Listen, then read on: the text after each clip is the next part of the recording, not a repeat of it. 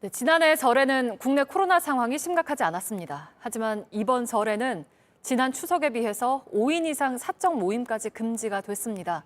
가족들이 다 같이 모이는 게 사실상 어려워졌는데요. 지금 서울 요금소 상황이 어떤지 취재 기자 연결해 보겠습니다. 구혜진 기자, 지금 뒤편에 차량들이 좀 보이는데 교통 상황이 어떻습니까? 지금 서울요금소로 밀려드는 차량이 조금씩 줄고 있습니다. 1시간 반 전쯤에 차량이 가장 많았는데 조금씩 줄고 있는 겁니다. 오후 7시 30분 기준 서울에서 출발을 하면 부산까지 가는데 4시간 40분 정도가 걸릴 것으로 예상됩니다.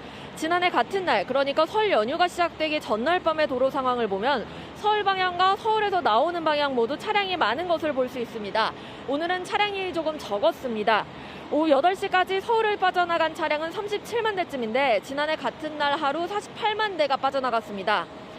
하지만 생각보다는 통행량이 많았습니다. 한국도로공사에서는 올해 설 통행량이 15% 정도 줄 것으로 예상을 했는데 최종적으로는 이보다 더 많을 것으로 예상됩니다.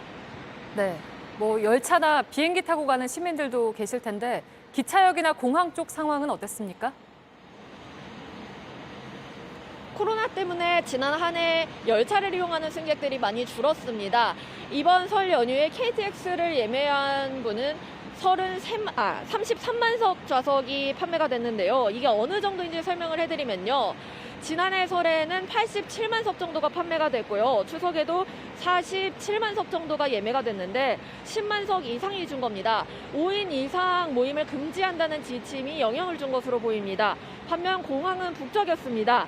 지난해 설에 김포공항 이용객은 5만 8천여 명 정도였습니다. 하루에 5만 8천여 명 정도였던 건데요. 하지만 올해는 하루 5만 6천여 명에서 5만 5천여 명 정도가 이용을 할 것으로 예상이 돼 별로 차이가 나지 않습니다. 고향에 내려가려는 사람들도 많겠지만 해외여행 수요가 국내로 분산되면서 나타난 현상으로 보입니다. 네, 전반적으로 보면 많이 줄기는 했는데 그래도 이제 고향을 가는 분들이 계셨을 텐데요. 얘기를 좀 들어봤습니까? 이곳에 오기 전에 서울 만남의 광장에 들렸습니다. 가족 단위 방문객들이 많았는데요. 지난 추석 연휴와 마찬가지로 전국 고속도로 휴게소에서는 취식을 할 수가 없습니다. 그렇기 때문에 간식만 사서 발길을 돌리는 분들이 많았는데요. 하지만 3, 4명 가족들이 함께 오신 분들이 많았습니다. 괜찮아요. 우리 세 가족에 저희 어머니 혼자 계셔서 네 가족이에요.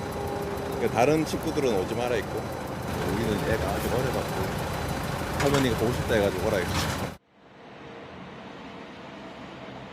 고향에 내려가면 방역 지침을 어기게 된다는 분들도 많았는데요. 부모님이 많이 편찮아 어쩔 수가 없다고 말했습니다. 네, 잘 들었습니다. 서울 요금소에서 구혜진 기자가 전해드렸습니다.